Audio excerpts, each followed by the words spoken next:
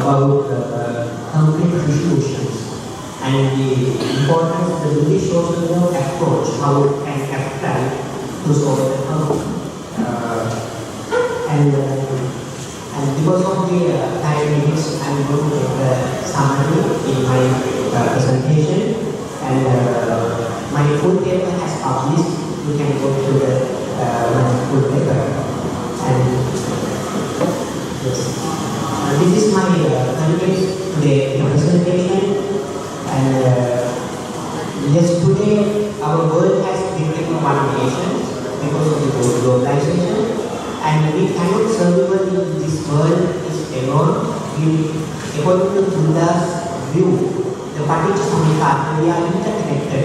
And therefore, if any problems are happening somewhere, it will affect the whole nations.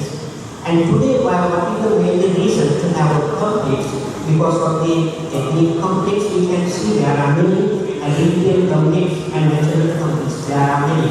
And I had as an example in Bangladesh and even in the South Asia, there are some Sunni Shia, the Muslim conflicts, and there are some many religious conflicts and the national conflicts. Now we can see in the Europe, the Ukraine, the Russia, and the Palestinian Africa. Even yesterday has started in India and Pakistan. There are many conflicts are happening. Therefore, I think this topic is very important in the time to understand what strategies we can use in Buddha's thought to complete the resolutions. And Buddha so that the people can live together, the feeling as individual, equal principle and therefore responsible each other. In my research methodology, I went through the text analysis in Sutta and some secondary source I found from different scholars previously what they had done their research based on the Sutta and some other resource. And my main objectives of my research to explore Buddhist approach to social harmony and in the Buddhist view about the conflicts and all humans are equal and responsible for one another. This is the message has given Buddha. We are interconnected. We have the responsibility to each other. And the compassion and the loving kindness are core the virtues in Buddhism. And the key teachings from the Buddhist party I found is very important to pay attention, but I am not going to explain, but I would like to give some the source in Manchik Nikaya, the Samadhi Sutta, Buddha has explained causes to the conflict. There are three, especially to understand what are the causes in the lower dose and the motor, the dread, hate and the delusions. These are the main reasons to the conflicts. And in Madhupika Sutta, there are some 7 kinds of psychological tendencies tend to cause the conflicts. There are 10 Kamaraga, particular, Vichikita, Mana, Bhavaraga, and Avijja. There are some of the party terms. I don't have time to explain. In the Samhita Sutta is very important sutta. It is in the Digha you can refer. The Buddha has shown 3 ways of seeing oneself. Some see that themselves I am better than others, and also some see that themselves I am equal to the others, and some say that I am worse than others. Of these, the one who sees himself as superior, this will be the reason to the conflict, because always they are fighting, they think that they are the superior, they know everything. This will be started with oral conflicts and without any problems. And given the sutta, there are 10 reasons can find in this Anguttara Nikaya, how increasing the argument, quarrels, and the disputes. And also, it's very important sutta you can see the Samyutta Nikaya, Patana Samudhana Sutta. Buddha has shown the issues of the war, the results of the war.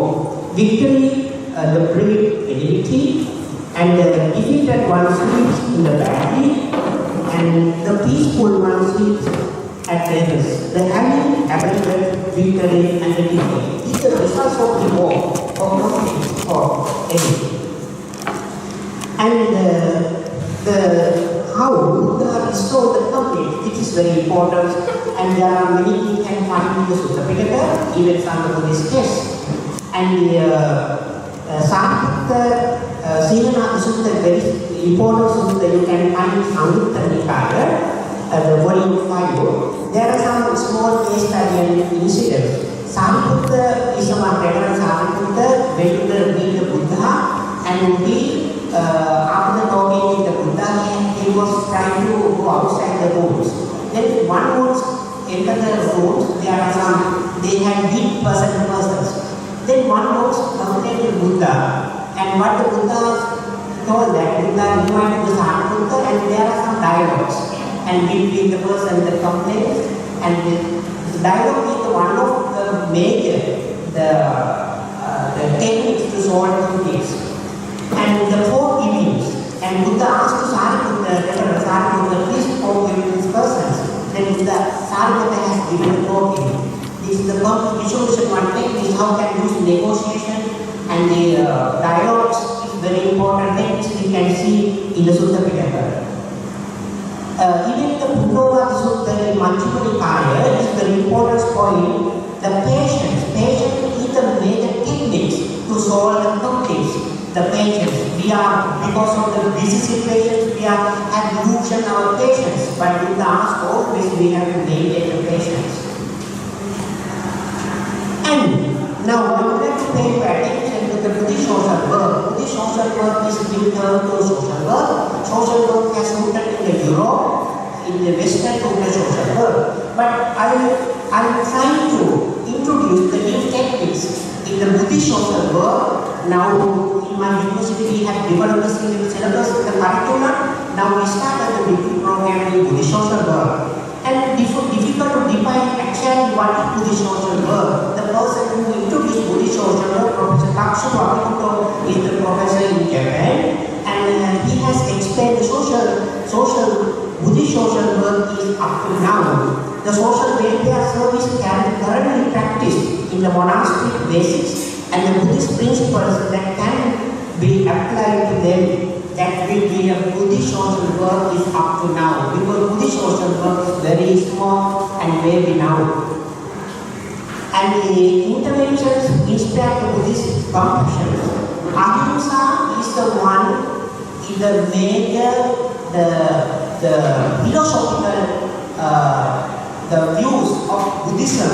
Ahimsa is the major technique to practice and to solve the conflict. There are some examples I would like to share with you.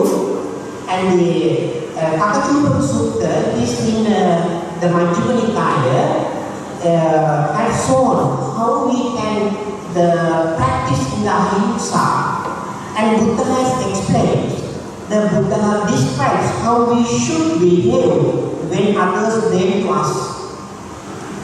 And Buddha explained that if there are conflicts, while you have to, it is in the homes, we have to practice like our meditations, and we have to always keep in our mind without losing our patience, and we have to practice in ahimsa. My mind will be unaffected. We have always have to think. Without illusion, we have to maintain the minds. The resolution in the practice in the Buddhist strategies for dialogue and reconciliation is the major techniques to solve the conflict resolutions. It is in the Omalpe Sutta there are some examples, and Buddha has shown, and with the observance of some monks, and he has given the sixth point, the good act interact with our body, avoiding the mistake oneself in the words and peace in speech is very important, and avoiding mistakes in the mind. And sharing what we get in our world, sharing, caring, and it is one the importance. Application in modern society, Buddhist principles like compassion, mindfulness, non-harming, encourage peaceful dialogues, mutual understanding and empathy, making them valuable tools to resolve today's infight in the interactions of the countries. And the conclusion and the reflections in my presentations, yes, the primary inner peace lead to the oneness. Yes, thank you very much.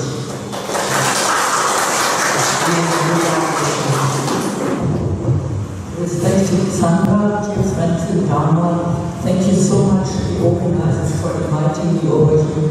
And this is going to be a tour de force now, because as we heard, we don't have time. And I will immediately start with the first philosophical engagement and the first contacts between Buddhism and German-speaking communities. They occurred in the 19th century Russia, which you most probably wouldn't have imagined that Wolver Germans were Buddhist Kainics. Subsequently, Isaac Jakob Schmidt published the first German language works on Buddhism. Interest in those days regarding Buddhism grew primarily through philosophical and scholarly engagement rather than practice. Talking about the philosophical engagement, we have to mention Arthur Schopenhauer, who was very much interested in Eastern religions after the Enlightenment era in Old Europe, and he integrated Buddhist thoughts into his philosophy, especially the idea of suffering. His influence extended to later philosophers such as Nietzsche, for example, but also very famous composers as Richard Wagner. And his influence also was very, very important for Max Müller, from whom you have heard.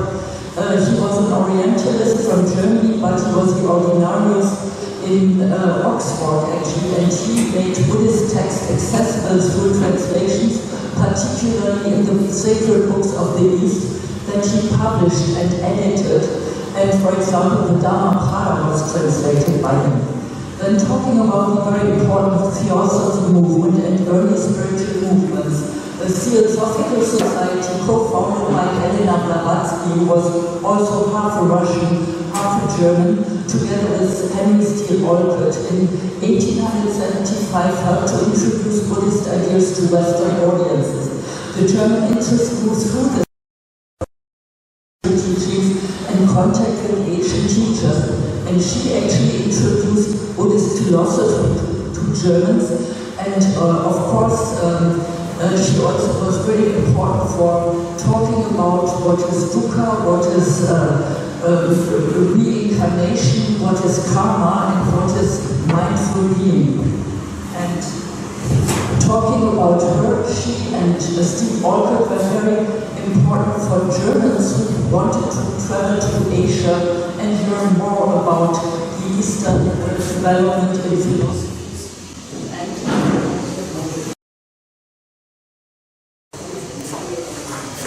Can you all hear me?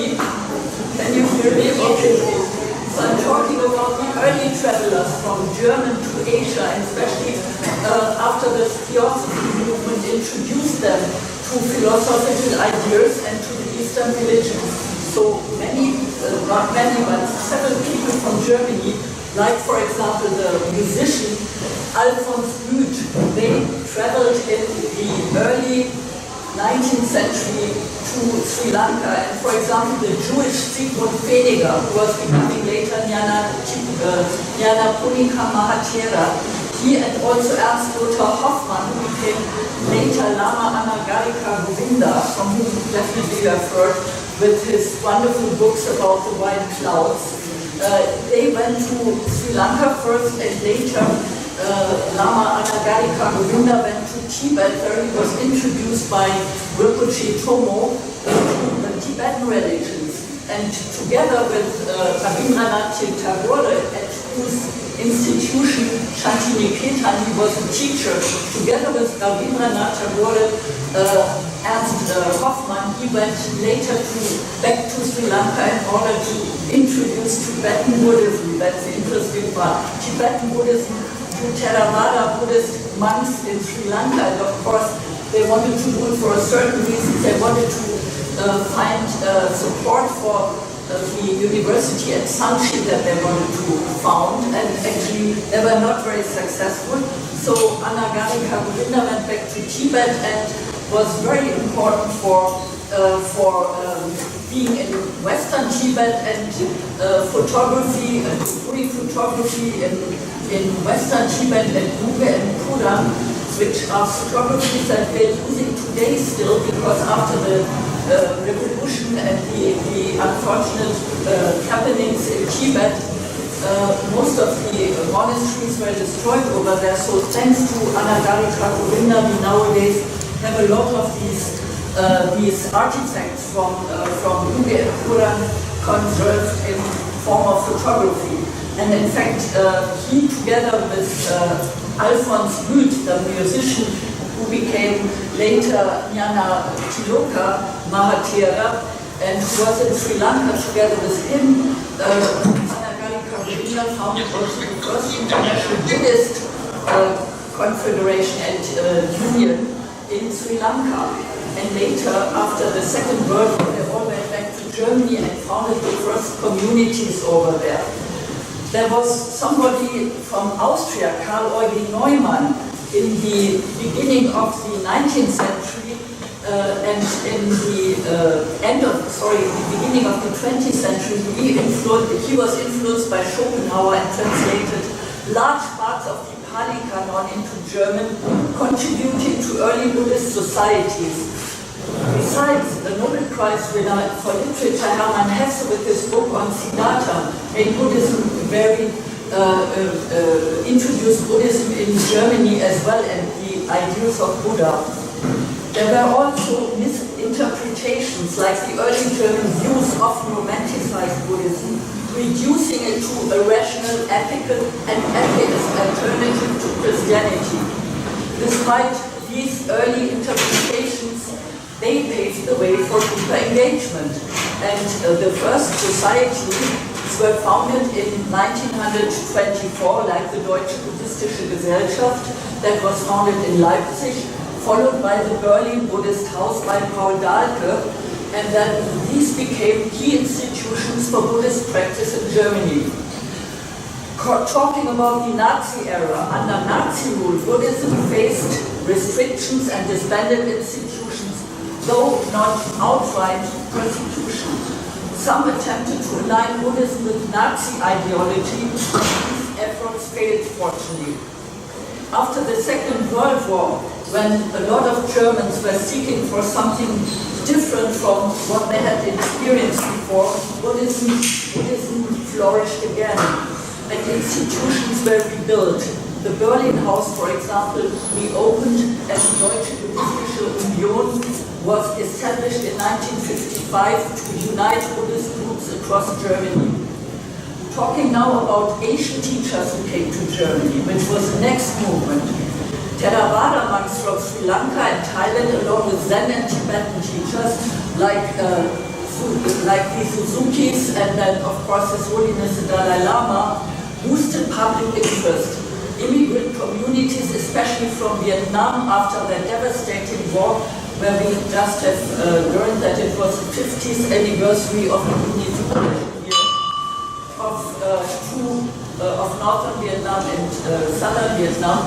Actually, these were communities who were rescue parties from German initiatives like the Cap Anamur. You might have heard about Rupert Neudeck, who initiated Cap Anamur, and 40,000 Vietnamese were living in West Germany, where these 60,000 Vietnamese people who were contract workers and who were invited by East Germany were living over there, and later after our unification in 1989, 1990, they became the largest community of Buddhists in Germany, actually, with over 100,000 people now.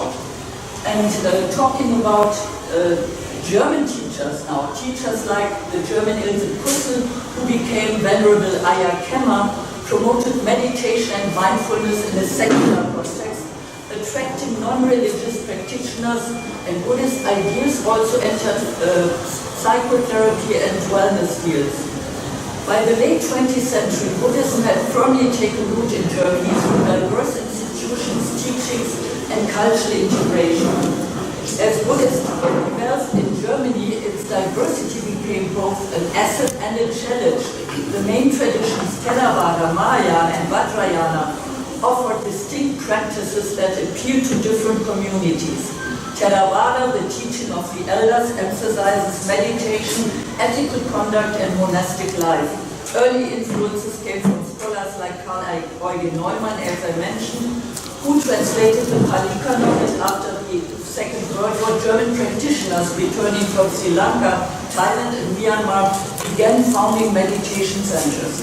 The arrival of Sri Lankan and Thai monks introducing practices like Vipassana was pivotal. Temples such as the Wat Dhamma Vihara in Hanover and the Buddhist house in Berlin became central hubs.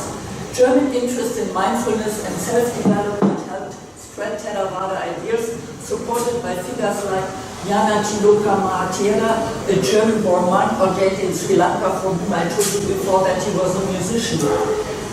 The Mahayana Buddhism, especially Zen and Pure Land traditions, emphasizes compassion and the Bodhisattva path.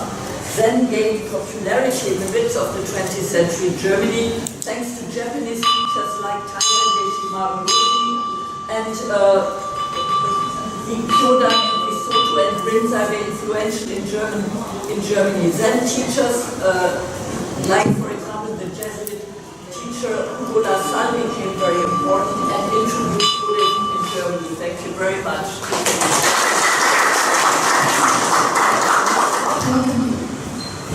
Most ladies and gentlemen, I will carefully mind everyone will topic in life concept tour with the International Natural Association report INCLUSIVITY。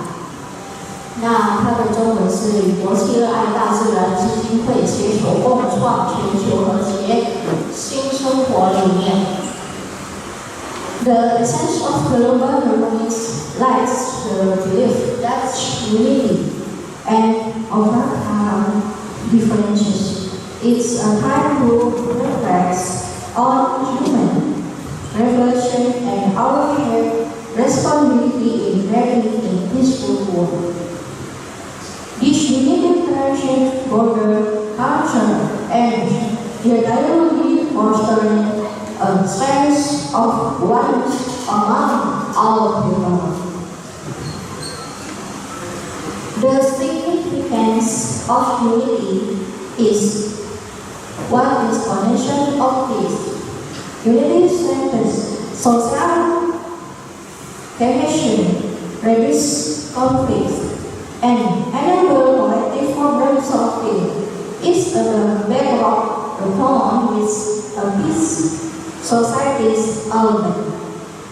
Addressing global issues, when people and nations work together, they can address global issues such as poverty, climate change, humanitarian issues, and effective. Then economic stability. The unity will foster economic stability, encourages culture, exchange, and ensures a better future for all in nation. The challenges of achieving unity. One is culture is religious difference. Two, economic inequality. 3, political conflict, and 4 is information, misinformation, and social media. This one is important is economic equality. 那如果是这个增强那个比较大的经济国家跟小的，它们的分别是能让我们这个实践团结是一个挑战。Buddhism and social harmony is compassion.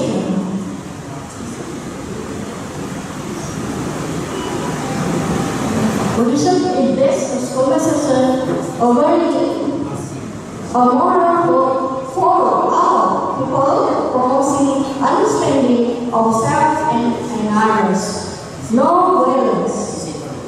Encourage no violence and understanding, showing a way to raise deeper insights into human nature and a reality of life through meditation and harmony of mind.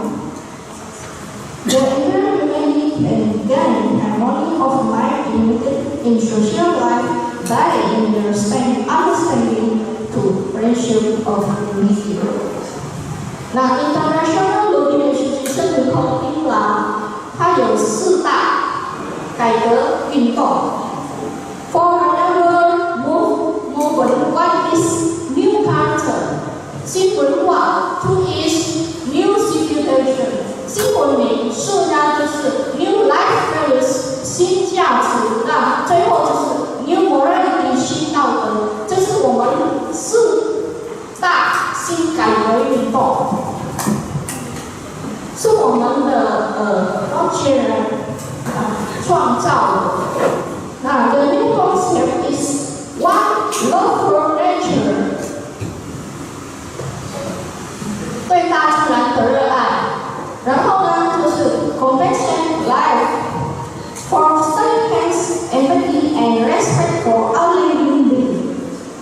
最后呢，就是 global responsibility and collective action to address global issues. Now, Thich initiative is one environmental conservation, reforestation, clean water initiative, and sustainable agriculture program to protect our planet. 那就是我们在我们的学校，从小学 in kindergarten to our university, we talk to our students must eat the rice until clean, no have any rice in the pan. 让他们要吃那个饭到午餐这样，没有剩下饭，然后他们要丢垃圾在那个他的地方。The ambition for awareness is promoting a more friendly lifestyle, vegetarian, and the converge to foster responsible living. 那这是在我们的学校，我们实行吃素 vegetarian for all students. Then community-based activity, encouraging social harmony, cross-cultural exchange, pollution, and interference dialogues. 那我们就是有一个国际讨论专门研究这个数据的，叫 International Finance Society (IFS). 然后 Youth Engagement 青年的参与，那 involving young leader and become ambassador of peace and sustainability for future future。其实我们要培养青年，呀。最后呢，就是它的结论 conclusion， building a better future， 实现美好的未来。它的结论就是更美好的未来。Fostering unity, recognition, commitment, the environment in the field, community and government by embracing diversity and collaboration and addressing global challenges together, humanity can move towards a more peace and humanist world. That the new life concept offers holistic approach to achieve global harmony by fostering environment, tolerance, condition of peaceful and sustainable world can become a reality. Thank you. Good morning. So this year's conference is unity and inclusivity. By coincidence, in the history of China, there's a period Chinese Northern Southern dynasty, China divided. At that time, the K-aka이브 Buddhism. So K-aka이브 Buddhism, he's provide the solution, solve the problem of the united whole China. So my men talk about K-aka이브 Buddhism, providing insights about how he unite all Buddhist schools in China during the 600 Qing. They unite all different powerful religions from north and south. And K-aka이브 used classical teaching to verify all Buddhist schools that teaching is valid. So because why? The only expedient means, skillful means. Also, K-aka이브 provided wrong and inter-inclusive theory. Wrong means not beginning or wrong. And this is key to solve the differences and diversity in the modern society. So this is my main part. Okay. So this is unity, inclusivity, K-aka이브 Buddhism. Okay. About K-aka이브 Buddhism, the background from ancient time in China, Confucian Taoism, the concept of one is common pairs opposite, yin and yang, or negative or positive, or man and woman. The K-aka이브 concept, man and woman, negative, they can become one. This is the ancient concept. Following this concept, K-akaì브 Buddhism, they adopt this teaching, wrong teaching. In Chinese, 软教, 软 means wrong, 教 teaching, wrong teaching, and develop a philosophy called all in one in all. So the core thing of K-akaì브 is wrong, okay, 软, inclusive nature, and surpasses the boundaries of all the religions. If you go to Japan, K-akaì브 school, anyone can. Any school criticize others.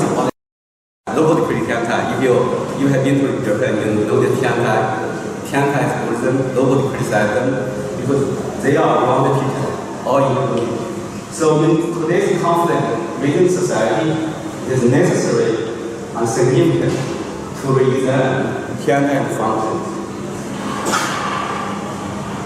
So the K-akaì브 provides solution like this one. Based on Mahayana teaching, Upaya, extended means, and another teaching, Shunyata. So the two Mahayana teachings to solve the solution, and called the K-akaì브. So the unit of K-akaì브 emphasizes both doctrine and praxis. And this also reflects the fact that Jinwol in the 6th century China divided is Buddhist doctrine, China, and then China is really divided. Later, K-akaì브 really kind of like whole China, Qing dynasty, later Qing dynasty, now then China become united. Before it really divided. So, K-akaìv's three sections, first one, classification of teachings. Why is classification? During that time, many Buddhist texts from India come in Chinese, and some sutras that conflict each other. So the Chinese confused, they don't know how to verify those texts. So K-akaìvu offer classification teachings. So those teachings based on Buddha's time, place, and audience. The Buddha will teach differently, but because of the expanded means, that's why all valid. So all schools are okay, no problem. That's about the first solution about classification. Second one, K-akaìvu teachings are wrong or again. Wrong, inter-inclusive, threefold truth. Threefold of K-akaìvu, first one empty, the first one, like anicca. Second one is conventional truth. Third one is middle. So for K-akaìvu, this three is wrong. No beginning, if you practice daily life, like usually good morning to people, it's conventional, it's okay. Practice. But if your emptiness, you close your eye in meditation, but the hush truth, as long as you know the different truths, they are wrong. But another fact about K-a카이브 teaching, he teaches meditation, both Shama, Vimahayana, or included. So, just from K-a카이브, really very unique. His kind of inclusive and united concept, one conquer all. This is the unique for K-a카이브. So I just go to about K-a카이브. K-a카이v's main teaching was about the wrong teaching. Okay, so the classification I just speak within the time. This one paper, but I want to talk about the main philosophy thought was wrong, inclusive, threefold truth. So this three truth is for K-a카이v is really no beginning, like again, emptiness, conventional, the middle. So G he said himself, what is three truth? This threefold truth is wrong, inclusive. One is three in one. There are three ways to express the threefold aspects of the single integrated reality. The concept of the threefold truth plays a central role in K-a카이v. So, complementation, this threefold also went to his meditation song, okay, I think that conclusion better. This wrong teaching in K-a카이v Buddhism is very significant in China during that time, divided China. In northern China, people meditation. In southern China, people prefer Mahayana, Panya, Prajna, wisdom. So it's just talking only. So the China is divided, and even Buddhism also is divided. So K-a카iv conclusion, okay, for studying Buddhism, you need both wisdom, Panya in the southern, but in the meditation, so K-a카iv they teach unique meditation and teachings. So in K-a카iv, any level of practice is acceptable under the principle of expedient means, because you practice Buddhism, meditation, no problem. It's good for you. It's number one. So there's no higher or lower. It's good for you because it's only expedient means you can move forward later on. Anyone can benefit from Buddha teaching for K-a카iv. So anyone can benefit. Because why? As long as you put practice, there is a demand. So the mind is most important.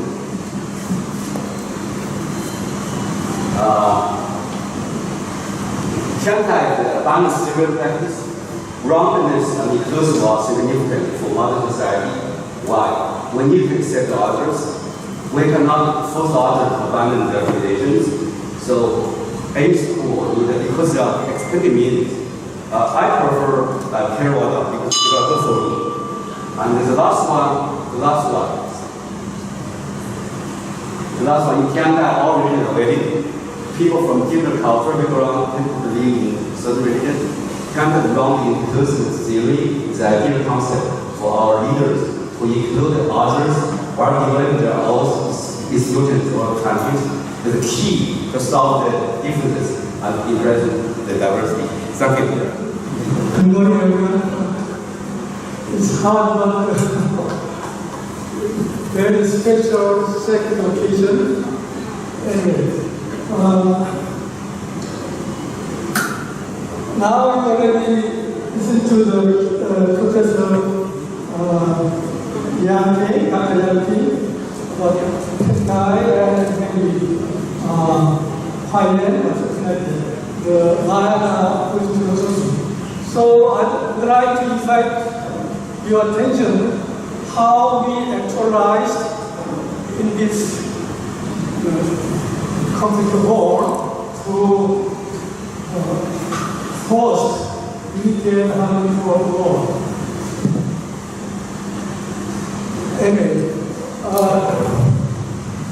this book already published all the articles, so I simply emphasize few words, just essence or few words of your teaching. Actually,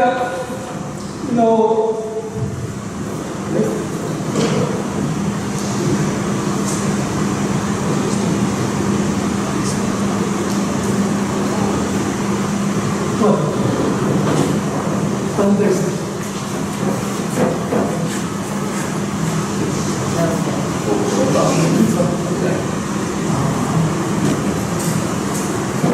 As you know, we understand the situation of the modern world, so many crises,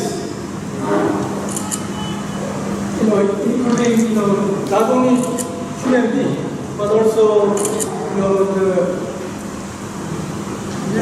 we also feel now very hot weather, so-called climate change or environmental crisis around the world. So we live in a global village. So this great problem is not solved by one country, one place, but we have a same destiny. We have a common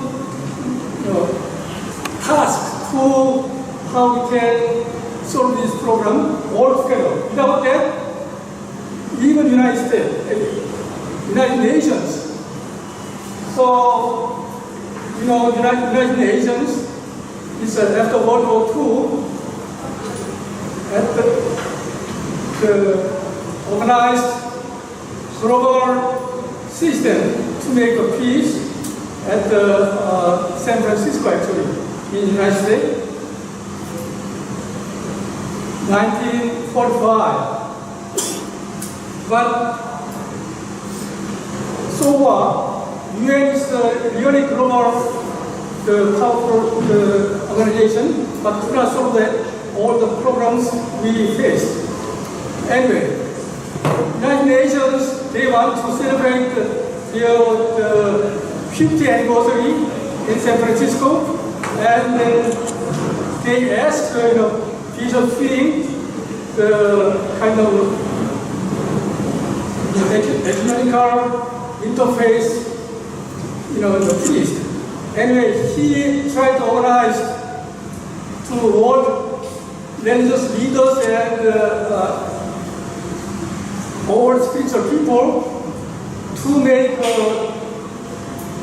united religions, like the United Nations is only the social and the political or just secular organization. So we need a more spiritual, more religious, the more higher dimension. We need certain cooperation. So he invited all religious leaders, and he also meets all people, all religious leaders around the world, including Dalai Lama and Pope John Paul II, or many other global leaders, and to make UA. And at the beginning, we need an initiative to provide all the collecting the wisdom and experience and their idea. So just I attended that so-called global summit for the URI. Represent the Buddhism and the Asian continent. Anyway, we wrote a charter, and then just 1999, just before the so-called new millennium period, just we launched the new URI. Anyway, so starting 2000. Anyway, so this year, 2025, so we celebrate the 25 years anniversary. Like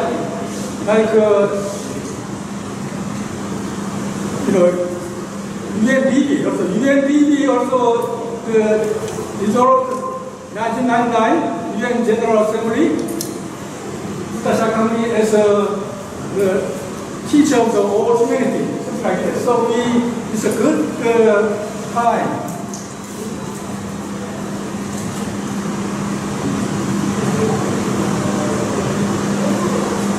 So Buddhism, I put the Buddhist idea, Buddhist philosophy to the URI because Buddhism is all the religions. So with the Christian or Muslim or other religious leaders, we get together to solve the global problems. So our Buddhist idea, compassion and loving kindness and interconnectedness and attachment and open-mindedness, yes, kind of non-violence. So we spread not only by the Buddhists, but also all the religious people, not only religious people, but all common people. So Buddha teaching is not only good for the Buddhists, but all the humanity and all the living beings beyond the human being. So how we can implement, spread Buddha teaching to all people. So that's why I intended to join that people and to understand Buddhism and how we spread Buddhism around the world. That's my basic idea. So now global context. Nowadays we experience so many conflicts, wars, many problems. So Buddhism as a medicine to deal with such problems. So in that case, Buddhism offers compassion, mindfulness, and interdependence. Interdependence means not only Buddhists but all religious people. Nowadays, non-religious people is more than religious people. Okay, so I would like to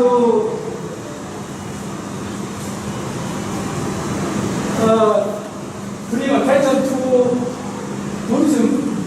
We just should join the interfaith movement. So let them understand, let them know Buddhism, and how Buddhism is important and when we compare with the other religions, it's good for the people around the world. So we organized global organization, but also beyond the Buddhist organization, the interfaith organization.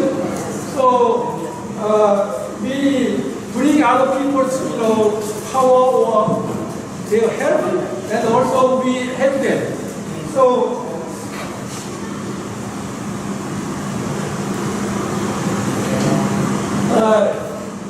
Qing Asuka, well-known Buddhist things, and she is also saying and truth, tolerance, and element of world religion. Also, Buddhism introduced to the West, and also modern leaders like Thich, Vietnamese leaders and Dalai Lama, like that.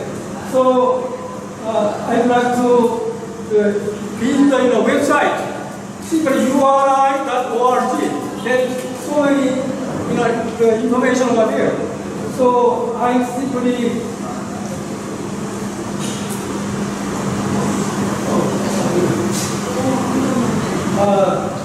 this time congratulations to the Vietnam people, 25 years anniversary of the unification, and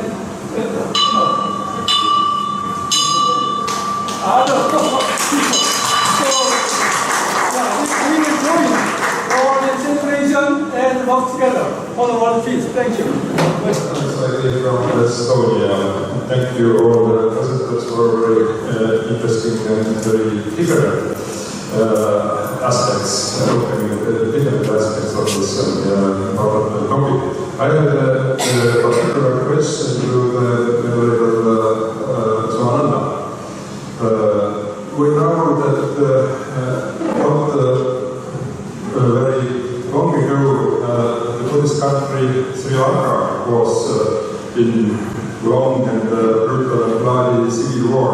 Can you tell shortly how that time, the wartime, Sri Lanka Buddhist Sangha, which was the attitude towards the war, and how the Buddhist Sangha contributed to end through that war? Thank you. Questions. And actually I did not touch anything about the war in Sri Lanka in my paper, but I would like to share my own experience. And in Sri Lanka, we had fed up with 30 years in the war in the two parties and in the government and refugee. And during that war, we affected many people without any ethnic groups, and we all are adapting that war. And during that war, in this there are some groups of peace, and they were trying to make harmony, and by providing many dharma talk and discussions and dialogues, and there are many. Even some groups were struggled and engaged the terrorist groups, and there are many actively participating Sangha in Sri Lanka during the war, and there are some civil organizations, and together they were trying to solve the problem with the peace and harmony, but unfortunately it never happened. Then finally the government defeated the terrorists. Thank you. I am from Indonesia. I want to ask Professor from Jinwol to brief question and maybe brief answer also. Please explain the symbolism between Nazi swastika and Buddhist symbol. Is it any relation or not? And the other is the Philippines actually from the Zarathustra background it was very similar. It wasn't very similar. It was taken over by the nothing to do with the world. Okay. Second is the concept of Buddhism from Lanka, is it influenced by Buddhism or not? Communism by Karma.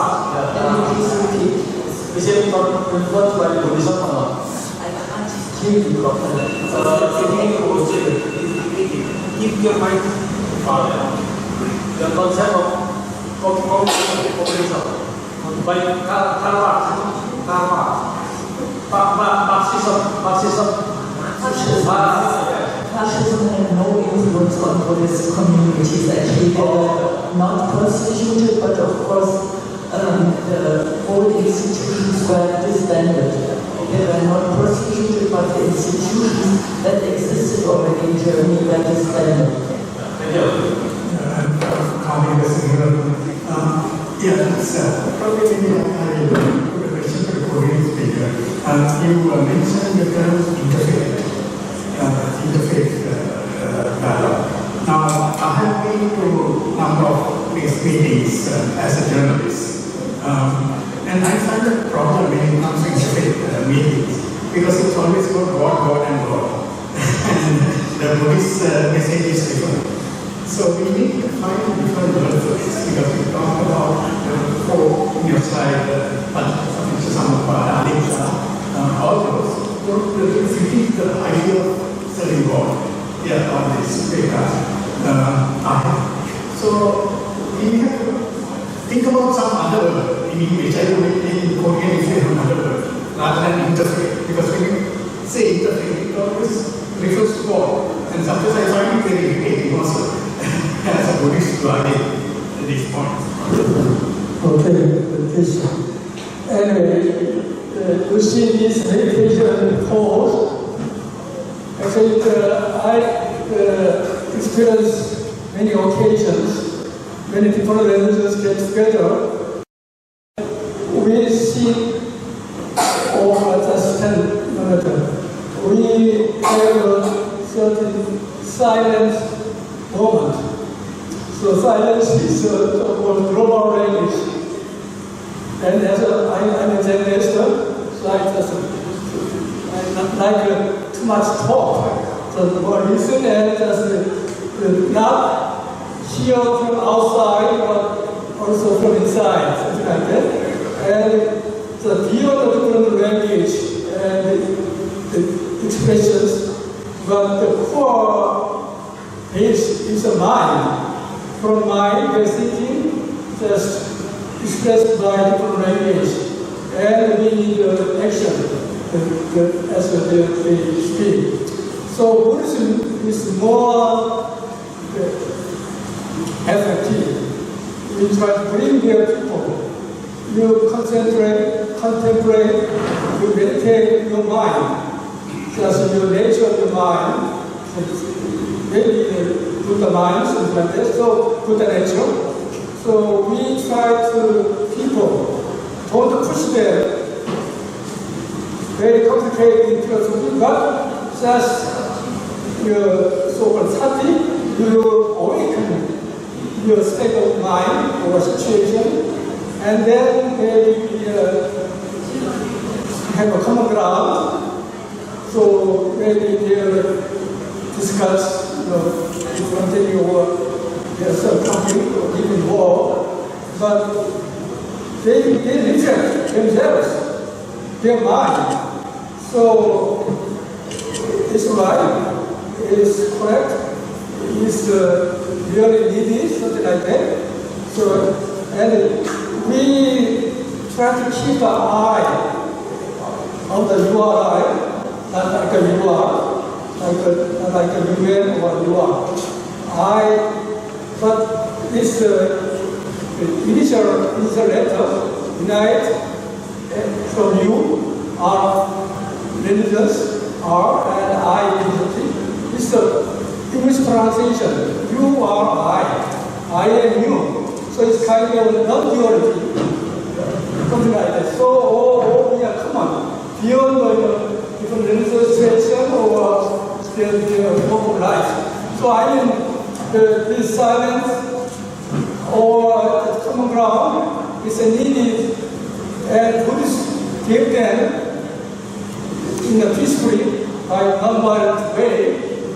So all human beings, because of their different religious traditions, but yet human beings, how we can encourage their life to be peaceful, more happy, and for the future, we are the common ground, common village. So Buddhism should be join people and aid people. This is my idea. From Cambodia. I have two questions, one for Dr. Rida. I'm not sure that I pronounced it correctly, okay to you, and one for Dr. Thich. My question for Dr. Rida, in your slide presentation, you did mention the word inequality, and that seems to be a little bit unclear. From your personal perspective, how can Buddhism approach to inequality, to social harm, and what is the role of Karma in Buddhism can play in addressing inequality in the world? And another question for Dr. Thich. You mentioned that all people can benefit from Buddhism and all religions are valid. My question is, do you use the truth in Buddhism as construct, or absolute? I hope that you understand my question. That is all. Thank you. Equality and get between wealthy and developing nation often leads and competition rather than cooperation. Then inequality globally. Why? Because the wealthy and developing nation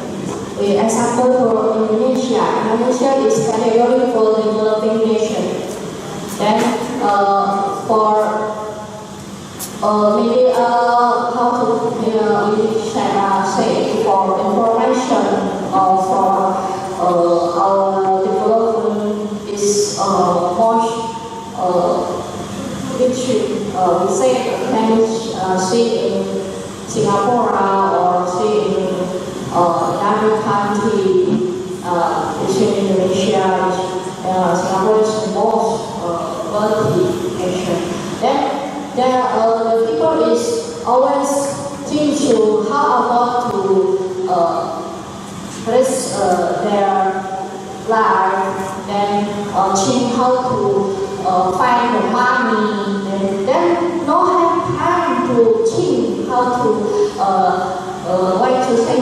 achieving unity, right? Then they always think important in my life is find money. We don't have money. Then no time to think achieving unity. Why is my responsibility to achieving unity? It's not my responsibility, just our government for responsibility. But in our international Working Association in La, its motto is protect love, protect love.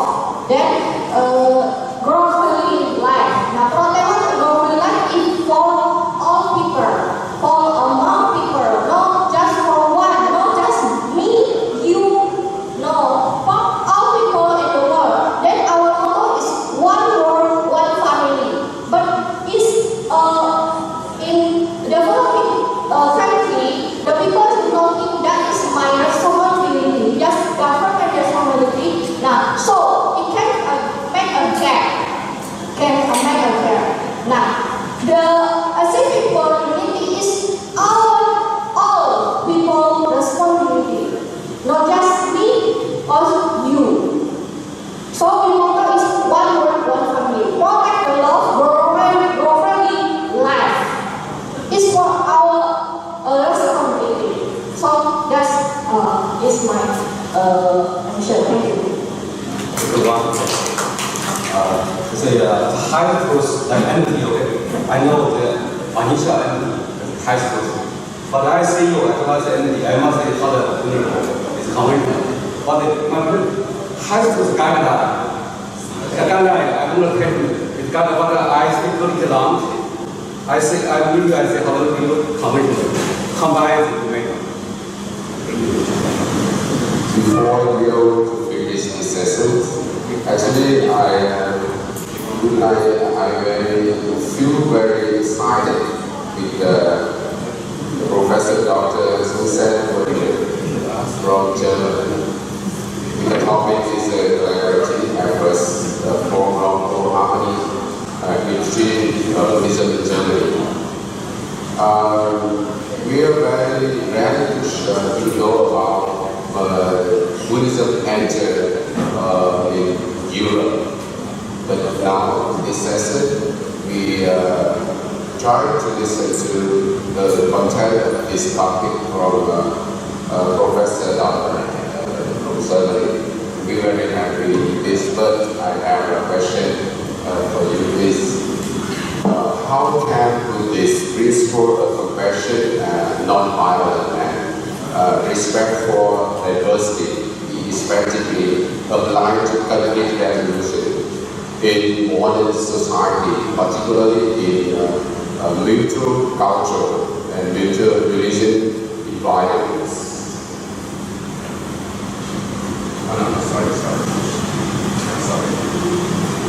No, but you have another question. Sorry. How has Buddhism in Germany successfully adapted traditional teachings to address contemporary social and fundamental challenge? Thank you. At least now I can explain a little bit about what has happened in Germany after Zen Buddhism and after Mahayana and Vajrayana were introduced successfully by Sal, who was a Jesuit, Catholic Jesuit, and who took over Zen, and then later in the Vajrayana Buddhism through His Holiness Dalai Lama, who was introduced by Thich Rinpoche to Europe. And actually, after His Holiness was introduced, a lot of activities followed, especially in regard of Tibetan Buddhism, but also in regard of Pure Land Buddhism and Zen Buddhism. And together with these three different approaches, over the years, the communities got closer to each other and have seen how important it is to work together. And the Buddhist Union, from whom I told you, they included all these thoughts. and they have meetings every year, have interface community meetings and have interface dialogues, and it is this way how Buddhism was introduced. Nowadays we have several meditation centers, and we have also the concept of psychology, which has been taken over from Buddhist, special Buddhist teachers into introducing the way of compassion, into introducing the way of how to be mindful, so that not only pure Buddhist teachers are talking about Buddhism, but also psychologists, for example, and doctors, medical doctors are taking over Buddhism as an approach to have a different life, and to have a mindful life, to have a mind that is becoming, under all these stressful situations in Germany and in Europe and in the West itself, to become different. But this is a problem that the whole world is facing, and so in Germany we have these many centers now, and we have around 350,000 Buddhists who are partly from the communities, like I explained before, from Vietnamese or Thai communities, but also converts like myself. If you have been interested in Buddhism since my youth, and who got interested even more by exhibitions, by meditation groups that gave us chances to be part of that, probably that answers some of your questions. I mean, there's a lot of more to say. Dear Professor, scholar, and audience, on the basis of the themes of fostering unity, collaborative efforts for global harmony, we have listened to the profound contribution from speakers who have generously shared their extensive knowledge and experience from various cultural and religious backgrounds. These values form a strong foundation for building a unified global community dedicated to peace and sustainable development. Our heartfelt gratitude goes to all speakers, scholars, and delegates for dedicating their valuable time efforts for wisdom to make this conference a success. May the values and messages discussed here continue to resonate deeply and spread widely in our daily life. Wishing you all peace, happiness, and continued dedication towards our shared vision of global harmony. Thank you very much. In terms of big hand, class, please. The library.